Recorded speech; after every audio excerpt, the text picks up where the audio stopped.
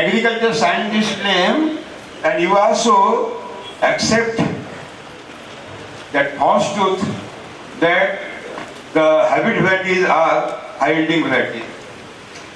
அவர்கள் வீரிய ஒட்டுரகம் அதிக மகசூல் தரும் என்று கூறிக்கொண்டே இருக்கின்றார்கள். நீங்களும் அதை ஒத்துக்கொண்டு தான் இருக்கின்றீர்கள். But it is totally false. ஆனால் இது முற்றிலும் தவறாகும். Claim of the agrounicities are totally false and true. They are misguiding the farmers and nation that hybrid varieties are high-yielding varieties. வீரிய ஒட்டுரகம் அதிக மகசூல் தரும் என்று அவர்கள் சொல்வது தவறாகும். அவர்கள் விவசாயிகளை தவறாக வழிநடத்துகிறார்கள். I challenge them. They have to prove that hybrid varieties are high-yielding varieties. நான் அவர்களுக்கு என்ன சவால் விடுகின்றேன் என்றால் வீரிய ஒட்டுரகம் அதிக மகசூல் தரும் என்பதை அவர்கள் நிரூபித்தே ஆக வேண்டும் என்று சவால் விடுகின்றேன். Because I have verified whether it is truth or not, and then I came on the conclusion it is totally false. ஏனென்றால் நான் பார்த்துவிட்டேன் வீரிய ஒட்டுரகம் அதிக மகசூல் தருமா என்று. ஆனால் அது முற்றிலும் தவறாகும். அது தராது. I have taken the trials. This is 1 acre land. This is 1 acre land. Here I have shown the local paddy, and here hybrid paddy.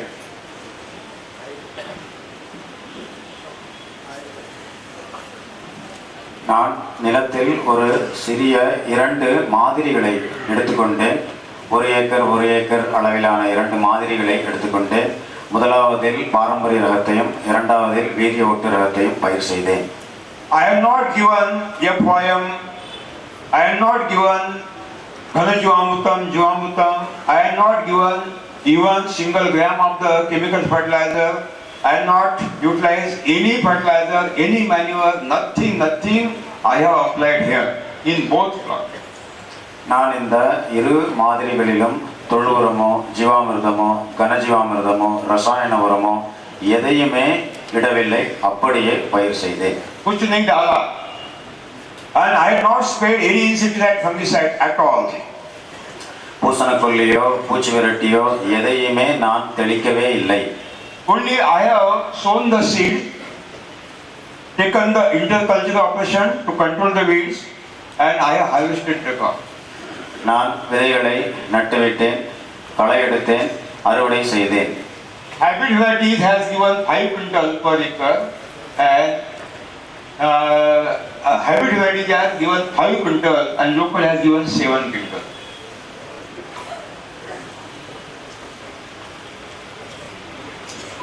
என்ன மகசூல் கிடைத்தது என்றால் பாரம்பரிய ரகம் 700 கிலோ 1 ஏக்கருக்கும் வீரிய ஒட்டு ரகம் 500 கிலோ 1 ஏக்கருக்கும் தந்தது.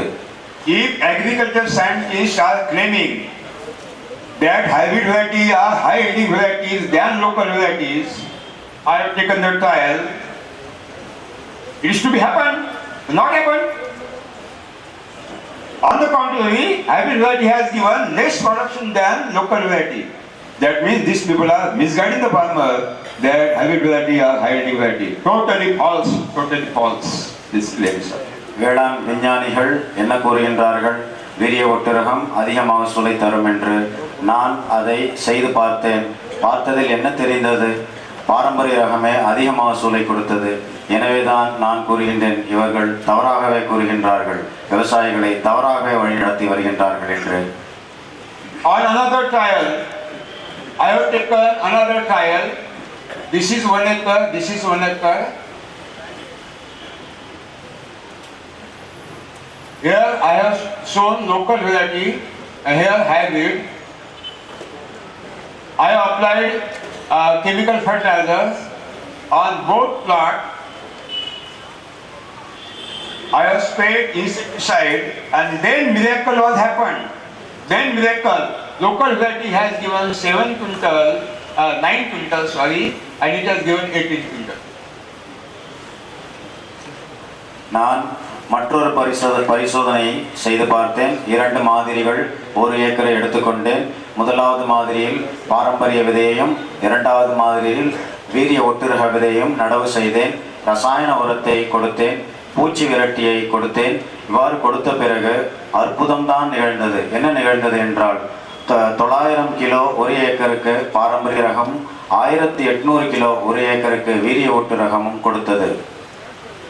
When I have not applied any chemical fertilizer manure, the hybrid variety has given low production, less production than local variety.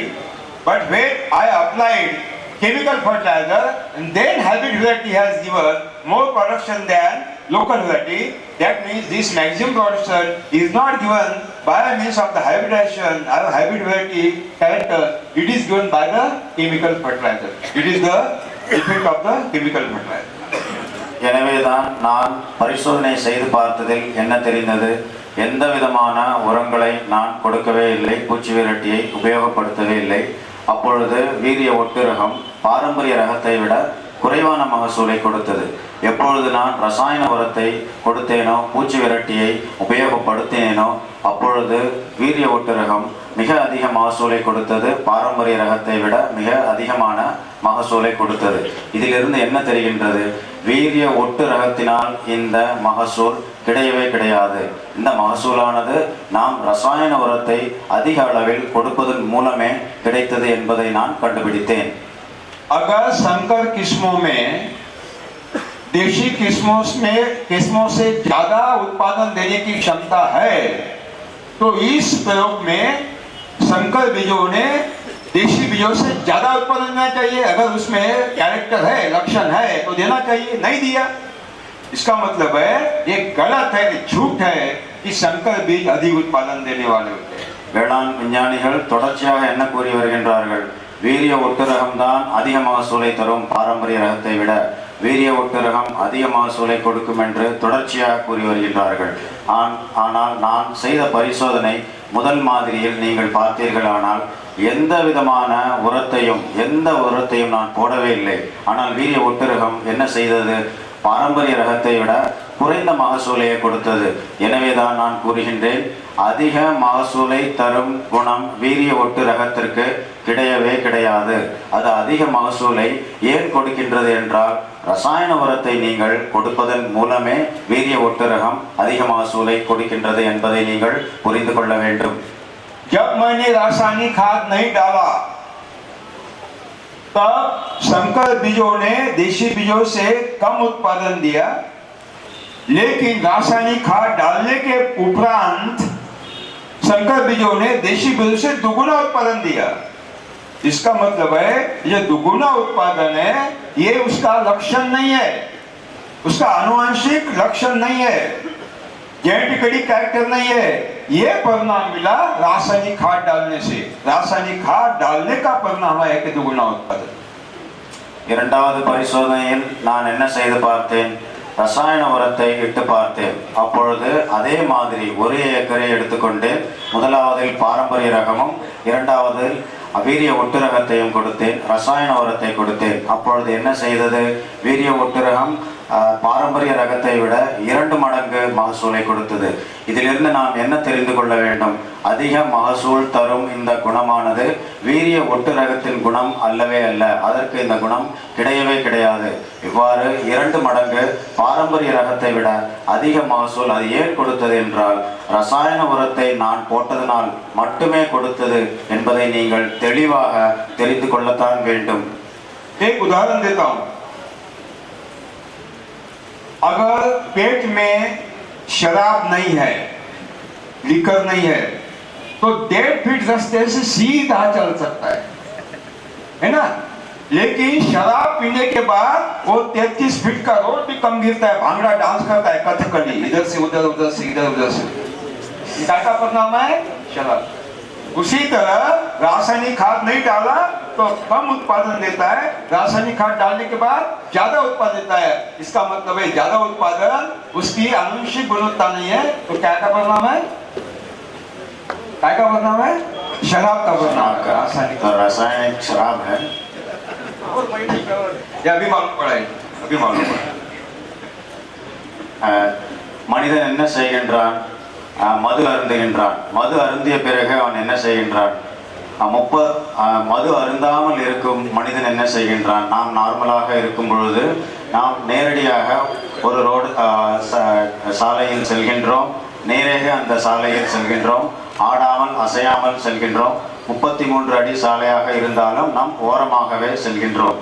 எப்பொழுது மது அருந்தி விடுகின்றோமோ அப்பொழுது மனிதன் என்ன செய்கின்றான்? இங்கும் அங்குமாக செல்கின்றான், நடனமாடுகின்றான், கீழே விழுகின்றான், எல்லா வகையிலும் அவன் தவறாகவே நடந்து கொள்கின்றான்.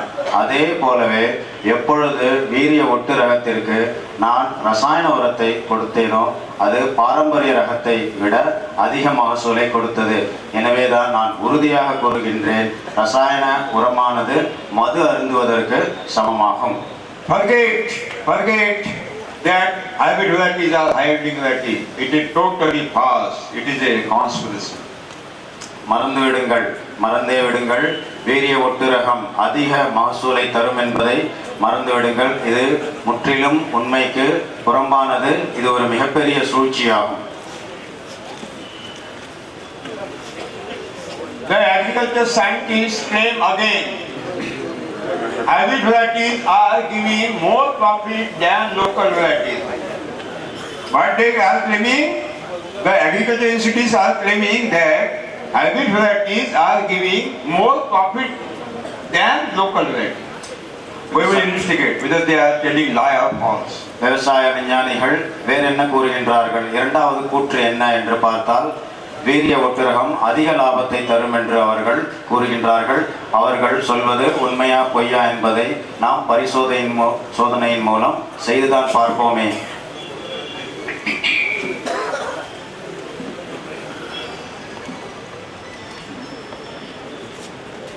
We will compare the three varieties, hybrid, improved and local. Hybrid, that is Sahyadri, Konkan Agricultural University had developed this Sahyadri variety of hybrid paddy. Improved variety as Jaya, Padma, Madhuri Dixit, very beautiful name has given by the university. कैदी number 211, कैदी number 317, सब कैदी number यह है improved variety और ये basmati local.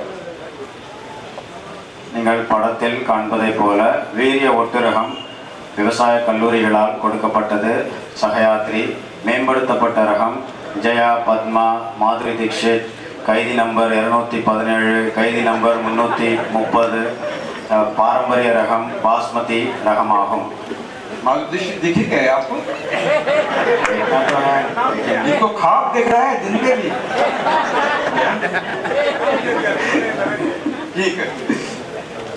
मैंने जब दिल्ली में एक सवाल पूछा था एक मीटिंग में कि भाई what are the average production per acre of hybrid street liar that improved and local, they have said 24 quintal per acre hybrid, 18 quintal per acre improved, and 12 quintal per acre local. Okay, we will agree. Sir, Delhi में 24 quintal paddy per acre, hybrid variety, improved variety 18 quintal per acre and local variety 12 quintal per acre. This is the production per acre of variable variety. நீங்கள் பார்ப்பதை போல வீரிய ஒட்டுரகம் சஹயாத்ரி 2400 kilo ஒரு ஏக்கருக்கும், மேம்படுத்திய ரகம் 1800 kilo ஒரு ஏக்கருக்கும், பாரம்பரிய ரகம் 1200 கிலோ ஒரு ஏக்கருக்கும் மகசூல் கொடுக்கின்றது.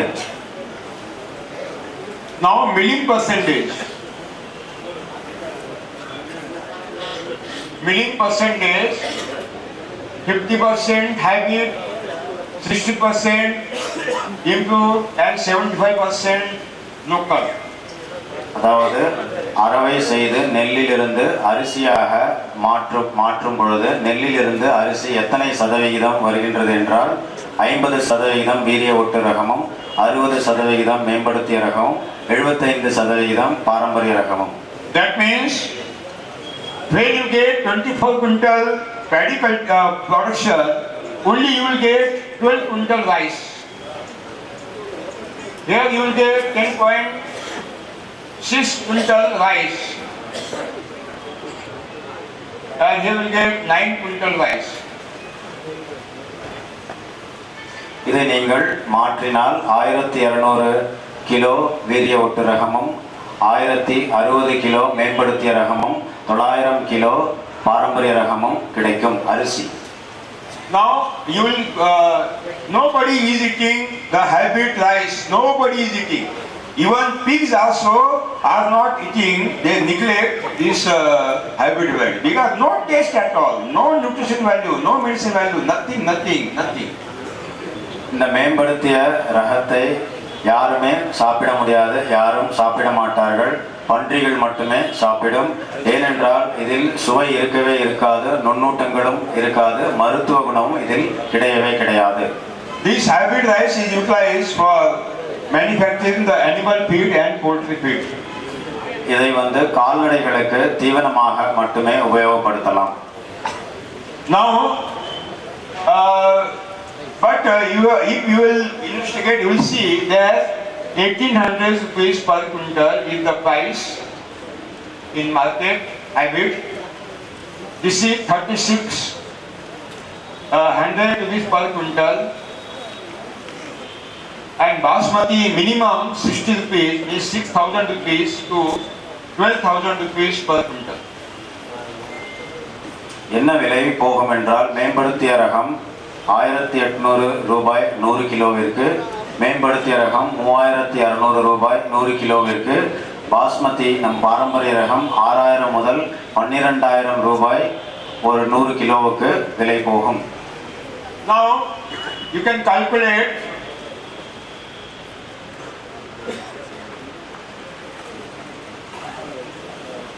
₹21,600 given hybrid variety. Here 38,000 rupees given by improved varieties, and here you will see 54,000 to 1,08,000 rupees given by local variety. இதை நாம் பணமாக மாற்றினோம் என்றால் வீரிய ஒட்டு ரகம் 21,600 ரூபாயும், அதாவது இந்த 12 குவிண்டால் 1200 கிலோ 21,600 ரூபாயும், 1060 கிலோ மேம்படுத்திய ரகம் 38,000 ரூபாயாகும். பாரம்பரிய ரகம் 6000 முதல் 12,000, 54,000 முதல் 1,08,000 ரூபாய் உங்களுக்கு கிடைக்கும். Here hybrid, you have purchased hybrid seed from the market. You have purchased the chemical fertilizer, insecticide, fungicide, tractor from the market. At last, you have purchased suicide from the market also. You have got nothing, zero budget. You have got nothing. Loss. Here also, you have purchased seeds, fertilizer, insecticide, all these things, and you all get nothing, loss. But here you can utilize your own seed every year. It is not necessary to purchase from the market, basmati or local varieties.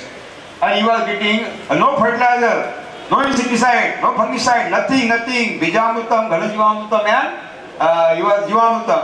You will get 54,000 rupees up to 1,08,000 rupees. That means net profit is given only local variety. Net profit is not given by hybrid variety.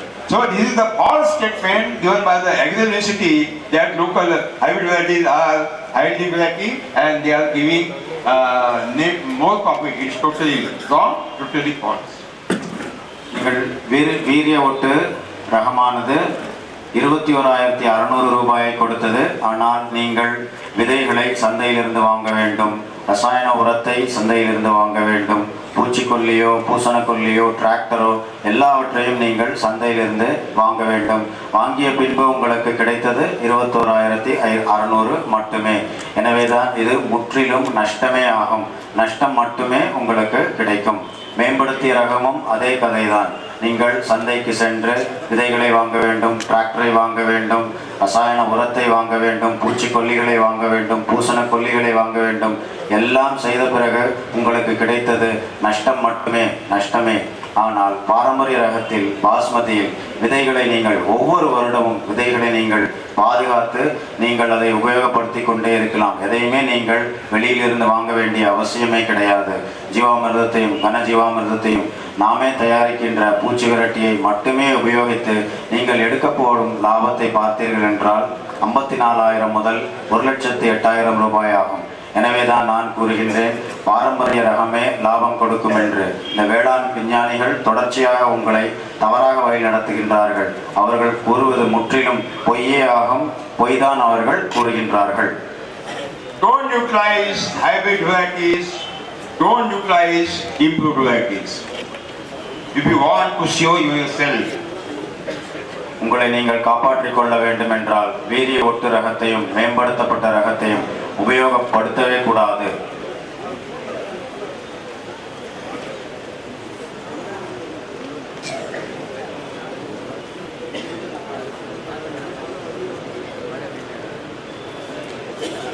और ये ज्यादा उत्पादन कोई चमत्कार नहीं है, ये एक फ्रॉड है. Yielding is not a miracle, it is a fraud. How we will observe now? இந்த அதிகபட்ச உற்பத்தி, அதிகபட்ச மகசூல் ஒரு அற்புதம் கிடையவே கிடையாது. இது ஒரு மோசடி ஆகும். அதிகபட்ச மகசூல் அற்புதம் ஒன்றும் கிடையவே கிடையாது. இது மோசடி ஆகும். இது எவ்வாறு என்பதை நாம் இப்பொழுது பார்ப்போம்.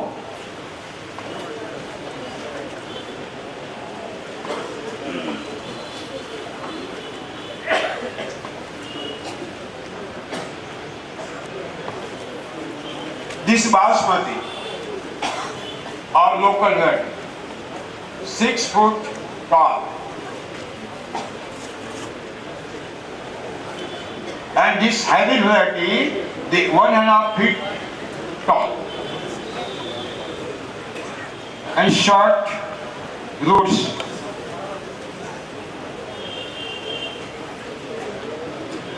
What happened? They have reduce the height. Agriculture scientists have reduced the height, increase the grain, reduce the height up to 1.5 feet. That means they have reduced the border and increased the grain. It is not a miracle, it is a fraud. நீங்கள் படத்தில் பார்ப்பது போல பாரம்பரிய பாஸ்மதி ரகம் குறைந்தபட்சம் 6 அடி உயரம் இருக்கும். குறைந்தபட்சம் 6 அடி உயரம் இருக்கும். இதனுடைய வேர் மண்டலங்கள் பூமிக்கு அடியில் அதிகமாக இருக்கும். ஆனால் வீரிய ஒட்டு ரகம் உயரம் குறைவாக இருக்கும். 1.5 அடிதான் உயரம் இருக்கும். அதனுடைய வேர்கள் குறைவாக இருக்கும். இவர்கள் வேளாண் விஞ்ஞானிகள் என்ன செய்தார்கள் என்றால் உயரத்தை குறைத்து விட்டார்கள். தானிய எண்ணிக்கையை அதிகப்படுத்தினார்கள். உயரத்தை குறைத்து தானிய எண்ணிக்கையை அதிகப்படுத்தினார்கள். எனவேதான் கூறுகின்றேன், இது ஒரு சூழ்ச்சியாகும், மோசடியாகும். The hybrid varieties have a long structure of the cluster roots. Long structure are going deeper in the soil and they are taking the moisture and nutrient from the deeper soil. In drought also they can survive. நம்முடைய பாரம்பரிய ரகத்தின் வேர் மண்டலங்கள், வேர் பரப்புகள் மண்ணுக்கு அடியில் அதிகமாக இருக்கும். அவை ஆழமாக செல்லும். இவ்வாறு செல்வதனால் மண்ணின் அடியிலிருந்து ஈரத்தை அவை மேலே கொண்டு வரும், நுண்ணூட்டங்களையும் மேலே கொண்டு வரும். வறட்சி காலத்தில் கூட அவை தாங்கி இருக்கும். Agriculture scientists reduce the root, cut down the roots, hybrid variety, small root and increase the grain. விவசாய விஞ்ஞானிகள் என்ன செய்தார்கள்? இந்த வேர் பரப்பை, வேர் மண்டலங்களை குறைத்து விட்டார்கள் வீரிய ஒட்டு ரகத்திற்கு. இதன் மூலமாகவே அவர்கள் தானிய எண்ணிக்கையை அதிகப்படுத்தினர். They have reduced the protein percentage, they have reduced the mineral quantity, they have reduced the taste They have reduced the medicine value, they have reduced the modern nutrition value. All values are reduced and increase the grain. இவர்கள் என்ன செய்தார்கள்?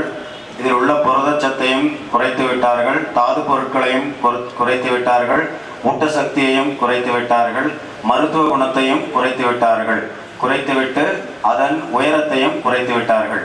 That means agricultural universities reduce the resistance power of the body and introduce cancer, diabetes, heart attack, all the two diseases in the habit. இதன் மூலம் விஞ்ஞானிகள் என்ன செய்தார்கள்? இந்த உயரத்தை குறைப்பதன் மூலம் நுண்ணூட்டத்தையும் எல்லாவற்றையும் குறைத்துவிட்டு உங்களுக்கு கேன்சரை கொடுத்தார்கள், மேலும் நீரிழிவு நோயை கொடுத்தார்கள், இருதய நோயையும் கொடுத்தே விட்டார்கள். Everybody can suffer by cancer because it is a provision of the God. Everybody can suffer by the cancer. எல்லார் உடம்பிலும் புற்றுநோயை உருவாக்கக்கூடிய உயிரணுக்கள் இருக்கும். நம்முடைய எல்லா உடம்புகளிலும் இறைவனால் கொடுக்கப்பட்ட புற்றுநோயை உண்டாக்கக்கூடிய உயிரணுக்கள் எப்பொழுதுமே இருக்கும். In the DNA of every living being, every human, every person, there is a gene which is responsible for cancer. The name of this gene is oncogene. எல்லா மனிதனின் உடம்பிலும் இந்த புற்றுநோயை உருவாக்கக்கூடிய ஒரு மரபணு எப்பொழுதுமே உள்ளது. உயிரணுவில் புற்றுநோயை உருவாக்கக்கூடிய மரபணு இருக்கின்றது. இதன் பெயர் ஆன்கோ மரபணு ஆகும். When that gene is dominant, you can suffer by cancer. If it is recessive state, you can't suffer by cancer. இந்த மரபணு வீரியமாக தன் வேலையை செய்ய ஆரம்பித்து விட்டால் புற்றுநோய் வந்துவிடும். ஆனால் நோய் எதிர்ப்பு சக்தியின் மூலம் இதன் வேலையை இதை கட்டுக்குள் நாம் வைத்திருந்தால் புற்றுநோய் நமக்கு எப்பொழுதுமே வராது. And these hybrid varieties and insecticide and chemical fertilizer residues become then dominant. நாம் வீரிய ஒட்டு ரகத்தை பயிர் செய்யும் போது இதற்கு பூச்சிக்கொல்லியை தருகின்றோம், ரசாயன உரத்தை தருகின்றோம். இது உணவுப் பொருட்களின் மூலம் நம் உடம்பில் சென்று இந்த ஆன்கோஜீனை உசுப்பேற்றி விட்டுவிட்டு அதனை வேலை செய்ய தூண்டுகின்றது. நமக்கு புற்றுநோய் வருகின்றது. So then don't utilize any hybrid varieties or any improved varieties. We have to utilize only local varieties. எனவே நாம் எப்பொழுதுமே வீரிய ஒட்டு ரகத்தை உபயோகப்படுத்தவே கூடாது. நம் பாரம்பரிய ரகத்தையே உபயோகப்படுத்த வேண்டும். There are so many organizations in entire India. They are collecting. They are doing very fantastic job to collect the local seeds and to multiply and to giving available to the farmers. We are going to meet together in New Delhi in future, and we will prepare one plan, and that plan will be initial plan because not only in India, the local varieties are happened in Africa, Latin America, and Asian countries also. நம் India முழுவதும் பல்வேறு அமைப்புகள் தொடர்ச்சியாக வேலை செய்து கொண்டிருக்கின்றன. அந்தந்த இடத்தில் உள்ள பாரம்பரிய ரக விதைகளை சேகரித்து அவற்றை பல மடங்காக பெருக்கி சேமித்து வைப்பதற்கான வேலைகளை செய்து வருகின்றன. நாங்கள் எல்லோரும் ஒன்றாக நியூ டெல்லியில் சேர்ந்து ஒரு திட்டம் அமைக்கப் போகின்றோம். இந்த திட்டம் நம் இந்தியாவுக்கு மட்டுமல்லாமல் ஆசிய நாடுகள் மற்றும் லத்தீன் அமெரிக்க நாடுகளான எல்லா நாடுகளுக்கும் பொருந்துமாகும். நாம் இவ்வாறு ஒரு திட்டம் அமைத்து அந்தந்த நாட்டில் உள்ள பாரம்பரிய விதைகள் எல்லாவற்றையும் பாதுகாக்கப் போகின்றோம். Last year I was in African countries for 25 days. I have seen the African farmers are having lot of local seeds now also. கடந்த வருடம் நான் ஆப்பிரிக்க நாடுகளில் 25 நாட்கள் சுற்றுப்பயணம் செய்தேன். அங்கு கூட விவசாயிகளிடம் அந்த நாட்டை சேர்ந்த பாரம்பரிய விதைகள் அவர்களிடம் ஏராளமாக உள்ளன என்பதை நான் பார்த்தேன். We have discussed with them and they are willing to exchange the seeds. நாங்கள் அவர்களிடம் பேச்சுவார்த்தை நடத்தினோம்.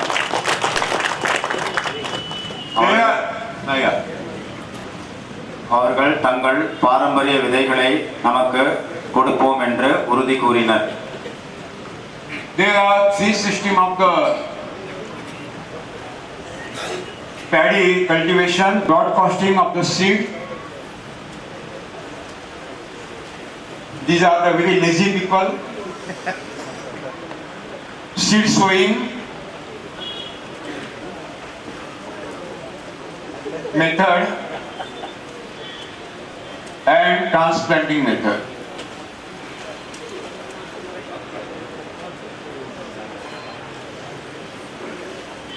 மூன்று வகைகளில் நாம் நெல் விதைகளை நிலங்களில் விதைக்கலாம். முதலாவது ரகம் சோம்பேறிகளுக்கு, அவ்வாறே விதைகளை எரிந்துவிட வேண்டும். இரண்டாவது நேரடியாக விதைகளை நட வேண்டும். மூன்றாவது நாற்றங்கால்களிலிருந்து நாற்றுக்களை பிடுங்கி நடும் முறையாகும். The seeds are sown in the water, and when the seeds start to sprout, they are broadcasted in the cultivated land. They are mixed in the soil, and they are returning back to the home. And when the harvesting period, they will come back. Second time, they will harvest. This is called very dangerous system, that is broadcasting. முதலாவது எப்படி என்றால் அப்படியே விதைகளை எரியும் முறையாகும். இதில் நெல் விதைகளை ஒரு பையில் எடுத்து ஊற வைத்து அது லேசாக முளை வந்த பின்பு எடுத்துக்கொண்டு போய் உழவு ஓட்டிய நிலத்தில் எரிந்துவிட வேண்டும். அதன் பிறகு வீடு வந்துவிட்டு திரும்ப நாம் நிலத்திற்கு எப்பொழுது செல்ல வேண்டும் என்றால் அறுவடை எப்பொழுது செய்வோமோ அப்பொழுதுதான் சென்று அறுவடை செய்ய வேண்டும். இது ஒரு சோம்பேறிகளுக்கு ஏற்ற முறையாகும். And these people are involved in politics more. முதலாவது முறையை செய்பவர்கள் அனைவருமே அரசியலில் தான் உள்ளனர். Second method is seed sowing method. The seeds are sown in the lines, in between two lines, 1 to 1.5 feet distance has been taken, and this method is very popular ancient method in throughout the world. இரண்டாவது முறை நேரடியாக இந்த நெல் விதைகளை நிலங்களில் நேர் வழியில் விதைப்பது. இந்த இரண்டு வரிசைகளுக்கு 1 அல்லது 1.5 அடி இருக்கும். இதுவும் ஒரு நல்ல முறையாகும். And third is broadcasting method. And you are practicing that method, very dangerous method, broadcasting method, transplanting method. And human become frog. Human become frog. Frog. Human become frog because they are living in the rails and water continuously. These are the human frogs. Human frogs. மூன்றாவது முறை நாற்றங்கால்களை எழுப்பி அதிலிருந்து நாற்றுக்களை நடவு செய்யும், பிடுங்கி நடவு செய்யும் முறையாகும். இது ஒரு அபாயகரமான ஒரு முறையாகும். மனிதன் தவளை போல் ஆகிவிடுகின்றான். ஏனென்றால் எப்பொழுதுமே அவன் மழை நீரிலோ அல்லது தேங்கிய நீரிலேயே இருந்து கொண்டு இந்த வேலையை செய்வதனால் இது ஒரு அபாயகரமான முறையாகும். इनके कपड़े मानव के लेकिन सारी कृति फ्रॉग की है. इनके कपड़े मानव के है लेकिन सारी कृति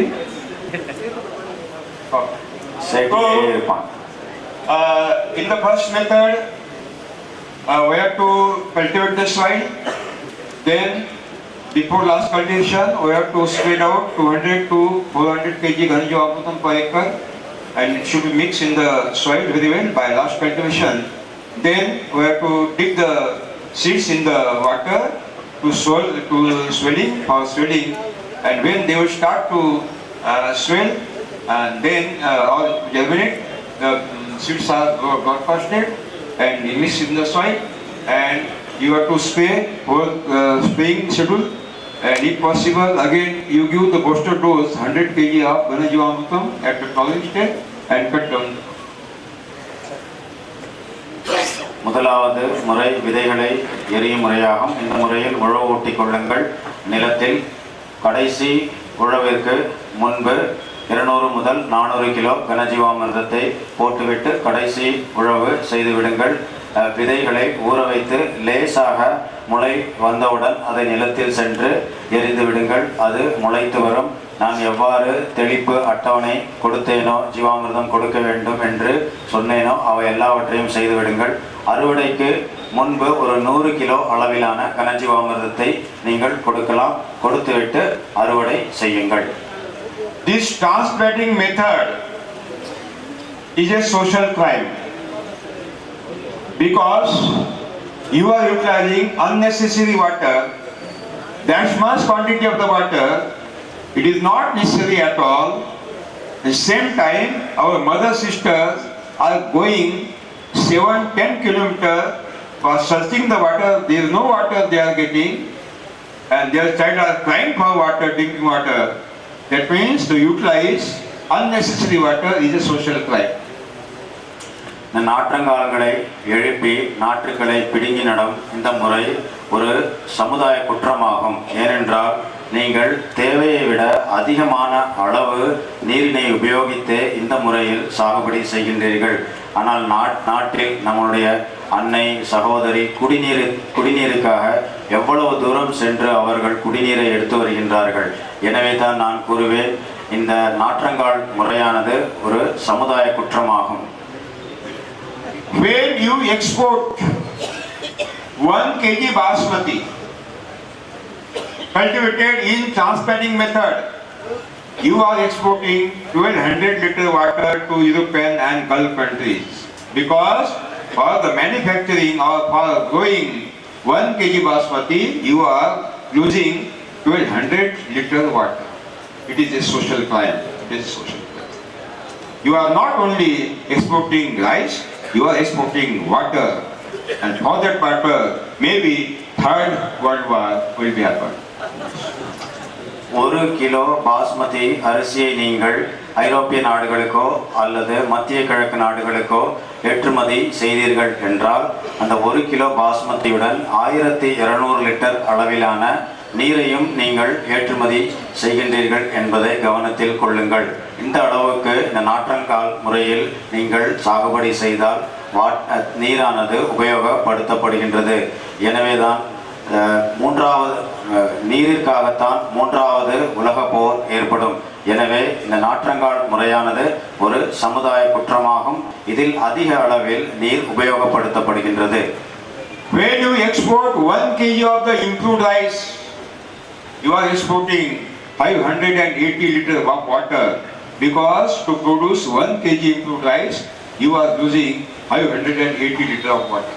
இதே போல மேம்படுத்தப்பட்ட ரகத்தை 1 கிலோ நீங்கள் ஏற்றுமதி செய்தீர்களானால் 580 லிட்டர் அளவிலான நீரையும் நீங்கள் அதனுடன் ஏற்றுமதி செய்கின்றீர்கள். When you export chemically grown rice to Europe, America or Gulf countries, you are exporting the fertility of the soil and health of the Indian people. இவ்வாறு நீங்கள் ரசாயன உரத்தின் மூலம் விவசாயம் செய்த அரிசியை நீங்கள் ஏற்றுமதி செய்தீர்கள் என்றால் ஐரோப்பிய நாடுகள், அமெரிக்க நாடுகள், மத்திய கிழக்கு நாடுகளில் நீங்கள் ரசாயன உரத்தால் சாகுபடி செய்யப்பட்ட அரிசியை ஏற்றுமதி செய்தால் அதனுடன் நம் நாட்டின் மண் வளத்தையும் நம் நாட்டு மக்களின் ஆரோக்கியத்தையும் சேர்த்தே நீங்கள் ஏற்றுமதி செய்கிறீர்கள் என்பதை கவனத்தில் கொள்வீர்களாக. So I thought that we have to give the alternative system for this transplanting method, so that no production will be reduced. You will get same production which is taken in the transplant method, but you can save the maximum water. எனவே தான் நான் யோசித்தேன், நாற்றங்கால் முறைக்கு ஒரு தீர்வு அல்லது மாற்று ஏற்பாடு ஒன்று செய்ய வேண்டும் என்று நான் யோசித்தேன். அதே நேரத்தில் மகசூலும் குறையவே கூடாது, ஆனால் நீர் அளவு மற்றும் குறைய வேண்டும் என்று யோசித்து ஒரு மாற்று தீர்வை நான் கொடுக்க போகின்றேன். And that is seed sowing method, which is adopted in India since thousands of years now also. அதுதான் நேரடியாக நெல் விதைப்பு முறையாகும். இதை ஆயிரக்கணக்கான ஆண்டுகளாக நம் நாட்டில் கடைபிடித்து வருகின்றனர். I have taken the trials of transplanting method, broadcasting method and seed sowing method. I was surprised when I got same result which is given by transplant method. Same yield I have got in seed sowing method also.